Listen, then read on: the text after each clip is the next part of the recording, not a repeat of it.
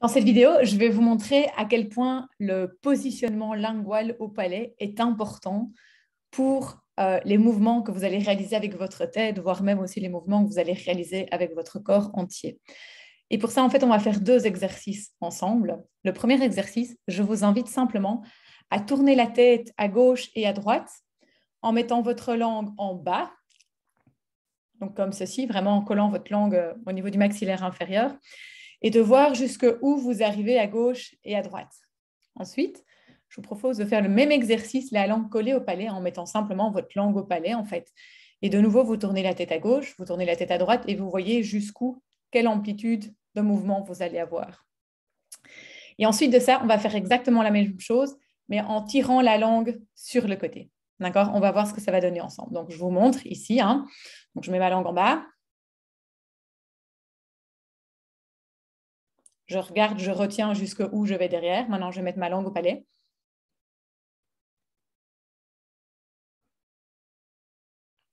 OK, je retiens jusqu'où je vais derrière et je vois déjà la différence avec le premier exercice. Maintenant, je vais faire la même chose en tirant ma langue sur le côté.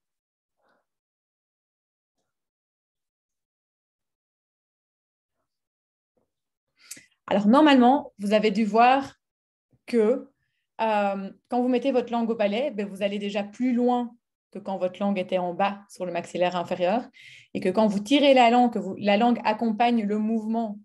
Okay, les mouvements latéraux de la langue accompagnent le mouvement latéral que vous allez faire, eh bien, vous allez aller encore plus loin.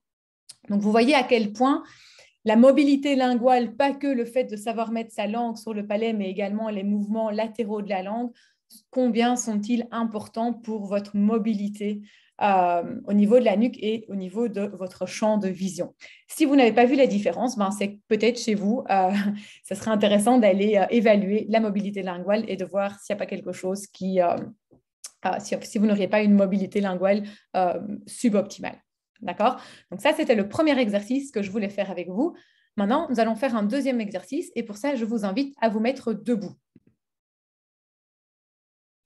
Alors maintenant, donc voilà, on est debout et je vous invite tout simplement à vous pencher en avant et à observer ce que vous allez ressentir au niveau des pieds et au niveau des yeux. On va le faire la première fois, langue de nouveau en bas collée sur le maxillaire inférieur. Et ensuite de ça, on va le faire une deuxième fois, langue collée au palais. Et alors ensuite de ça, on va débriefer ensemble. Donc on va le faire, langue en bas sur le maxillaire inférieur. Donc vous vous penchez vers l'avant. Et vous allez faire la même chose, la langue collée au palais.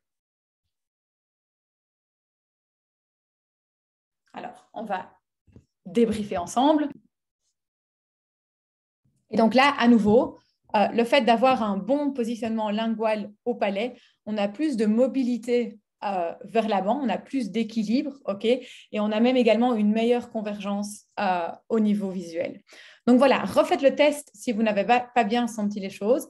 Mettez peut-être mieux votre langue au palais si vous n'avez pas senti la différence entre les deux et observez voilà, votre champ de vision et également la manière dont vos pieds réagissent quand vous faites ce mouvement et vous verrez que ce n'est pas du tout la même chose quand la langue est au palais ou bien quand la langue est sur la mâchoire inférieure. Donc voilà, c'était deux petits exercices pour vraiment vous montrer comme quoi la mobilité linguale est très, très importante, comme quoi le positionnement lingual au palais aussi est très important dans les mouvements à la fois de la tête, mais également dans les mouvements et également dans l'amplitude du corps.